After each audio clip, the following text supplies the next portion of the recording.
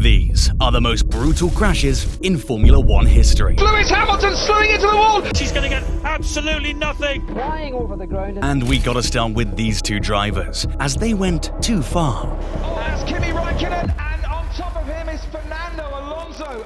Incredible. That's not a collision, that's pure chaos. But wait till you see this next one. I'm still shocked about how this driver survived this incident. When Berger was pushing hard, everything seemed perfectly calculated. He was hitting every apex, staying in control. Everything was perfect. Until it wasn't.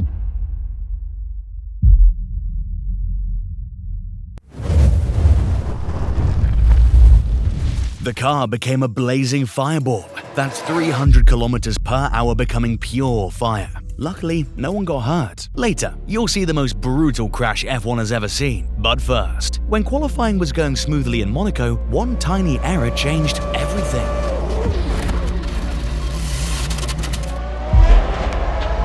The tunnel, arguably the most dangerous part of the track, 280 kilometers per hour. But honestly, that's nothing. What you're about to see now is pure chaos. When the race restarted here at Mugello, drivers were packed within inches of each other. 20 of the fastest cars on Earth, all doing 200 miles per hour. But like I said, all within inches of each other. The safety car has gone, the light's gone green, and there's a big crash at the back, and that is the Alfa Romeo, and also the Haas. The good thing is not a single person was hurt. But yes, that's pure destruction right there.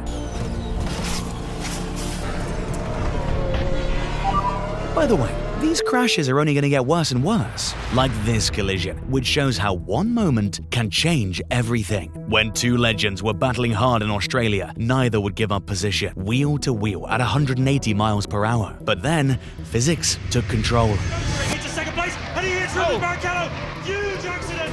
Oh my goodness! Unbelievable! One car literally launched over another at full speed. That's like defying gravity, but in the worst way. But guys, when this driver lost control, the barriers were supposed to save him, designed to be the ultimate protection.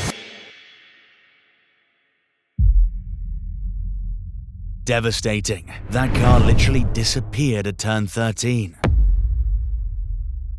I knew I had a problem on the brakes. The car was not decelerating very well. 8 laps to the end, they went off. I crashed again. So much so that Carlos Sainz was even taken to the hospital. But these guys are so tough, not only was he alright, he also raced the next day. That turn 13 barrier probably never wants to see you again, and I'm sure that you never want to see it again either. At the end, we're gonna become friends, you know. I mean, that's badass. In fact, Carlos even said, subscribe.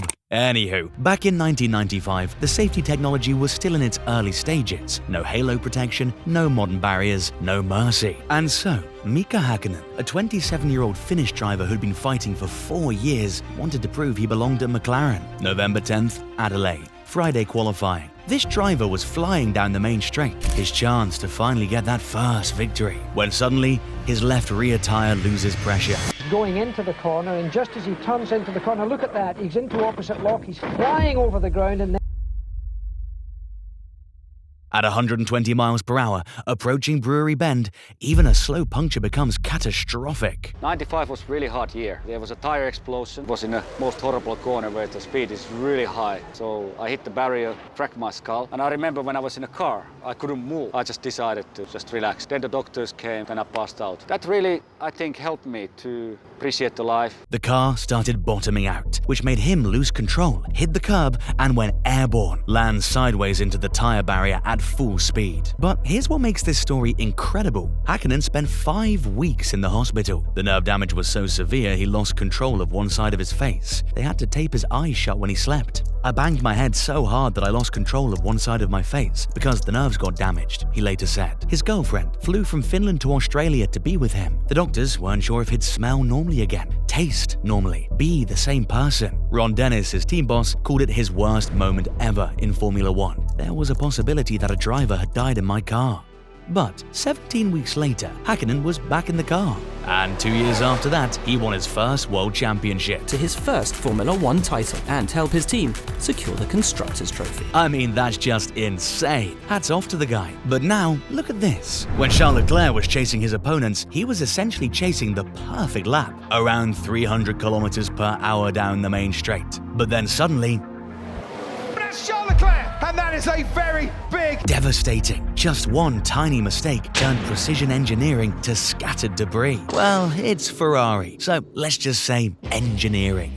But guys, what you're about to see next is total destruction. Multiple cars, multiple impacts, multiple miracles. When the race started in Belgium, 20 cars raced toward the first corner, all fighting for the same space, all doing 180 miles per hour. But there was one small issue. There wasn't enough space. Lewis Hamilton slewing into the wall, and oh dear, Roman Grosjean and Fernando Alonso and Lewis Hamilton all coming to grief. A high-speed demolition, cars everywhere, debris flying. Thank God no one was hurt. But here, when practice was supposed to be routine in Monaco, one corner changed everything for Jenson Button. The car can hit 3 barriers at top speed and its driver can survive.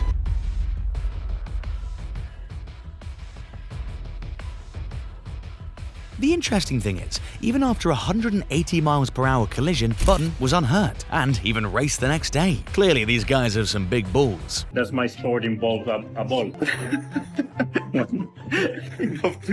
But in Montreal 2007, a crash so violent it changed our understanding of what's possible to survive. When this driver approached the chicane at full racing speed, everything looked perfectly controlled until his car exploded. Oh, that's a big accident for Kubica, and a horrible accident going on there.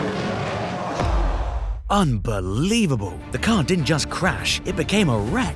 That was at maximum velocity. I've never seen a car crash like that in this circuit at that place. Broken into countless pieces. But once again, after several tests, Kubica was deemed unhurt and even did the next race. Have you seen the accident on TV? Well, yeah, I have seen it also live when I was there. But guys, when these drivers were competing in Australia, nobody anticipated a veteran experiencing the catastrophic incident. The experienced driver on the grid at his home circuit, until control became chaos. Fisichella as Coulthard puts a huge motor on the inside of Bullocks and takes them both out. And what was that all about? Devastating. I mean, that's not a crash, that's structural annihilation. But what happens when the sport's greatest rivals compete? When the two most skilled drivers refuse to yield? That's what happened when Hamilton came out of the pits, with Verstappen trying to overtake him. And of course, when Hamilton and Verstappen get close, you know what happens next. It's wheel to wheel, Hamilton and Verstappen, and this time Verstappen and Hamilton have crashed out. The two championship protagonists have taken each other out of the Italian Grand Prix. 200 miles per hour meets absolute determination. Without that halo device, we would have witnessed a terrible moment. But this next collision shows precisely how catastrophic F1 can become. When Mark Webber was trying to overtake at about 260 kilometers per hour, things went insane. Oh no! Mark Webber's gone right up there, gone completely over the top there of Heikki Kovalainen. With just a microscopic touch, that microscopic became apocalyptic. Thank goodness Mark was unhurt. But what you're witnessing next represents destruction on a scale that challenges comprehension. When 7 machines approach turn 1, all at maximum speed, all competing for identical track space, it can only lead to one thing: disaster. And we've got carnage at the back. Quite a few cars involving a Red Bull, certainly a Toro Rosso. Montoya's going to tag the back of his teammate, put him into a spin. He collects Heidfeld. Heidfeld goes rolling. Button spins around, and Scott Speed gets caught up in the aftermath, actually tagging both McLarens. Heidfeld goes spinning. That's an expensive accident. That was no longer a corner. It's a 200 miles per hour scrapyard. But when modern safety meets ultimate testing, when cutting-edge engineering confronts fundamental physics at maximum speed, it creates chaos. That's what happened to Lance Stroll. And so, when he was trying to set a fast lap, Big crash on board with Lance Stroll, and that is a heavy hit into the barriers. the car didn't just crash, it structurally collapsed. Red flag. Lance was okay, but was out of the race the next day. Do you know what's really a red flag? Not subscribing to Untold Racing. Go ahead, do it. But look, now that we've reached the top 3 moments, brace yourself. Things are gonna go to a whole new level. Like this incident. What do you think happens when 2 drivers become excessively aggressive? Devastating. Airborne machines, barrier obliteration. But sometimes the most brutal crashes aren't about physical impact, they're about crushing the soul, which Kimi experienced. This driver went through a roller coaster of emotions. Picture this, you're Kimi Räikkönen in 2005. You're already multiple race winner this season. The championship fight with Fernando Alonso is also heating up. You're 22 points behind, but momentum is building. Then comes the European Grand Prix at Nürburgring. You do well in qualifying, second place. And to make it even better, you dominate the race, leading for most of it. One small step towards victory.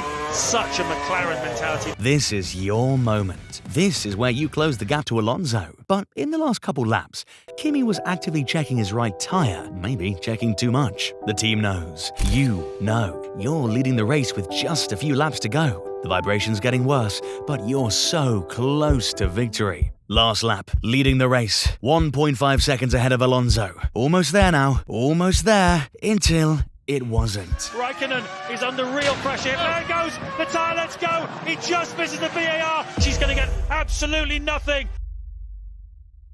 The suspension couldn't handle the vibrations anymore, and it just snapped. Heartbreaking. On the final lap. That's not a mechanical failure. That's destiny ripping victory from your hands. A championship fight stolen by 60 seconds of bad luck. Alonso went from certain defeat to victory in just one corner. The championship gap went from potentially 12 points to 32 points.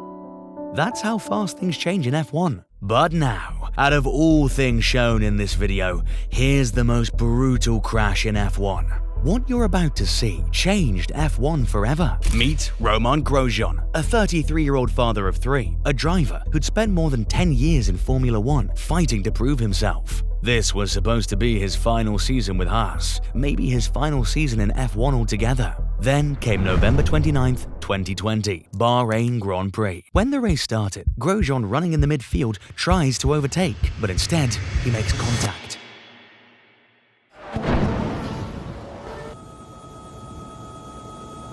His car doesn't just crash, it pierces the barrier like a bullet through paper. The car splits in half. The fuel tank ruptures. I think that's Romain Grosjean that has gone into the barriers there. The visual's so graphic that I can't even show it to you. 200 kilometers per hour into the barriers. 67 Gs of impact. 67 Gs. Car split completely. Raging inferno. Truly unbelievable scene. But here's what makes this story even more unbelievable. Romain Grosjean made it out. He didn't give up. It's 28 seconds, but for me it looks more like 1 minute 30. And I thought about my kids and I said, no, I cannot die today. Twist my head like this, go up and turn my body, and it works. I know I've got two of my hands on the fire. Then I jump on the barrier and then I feel Ian that pulls on my overall, and that is an extraordinary feeling. For 27 seconds, Romain Grosjean sat inside, conscious, thinking, fighting. He says to himself, it can't end like this. This can't be my last race. He breaks the headrest with his helmet, punches his way through, and finally, freedom.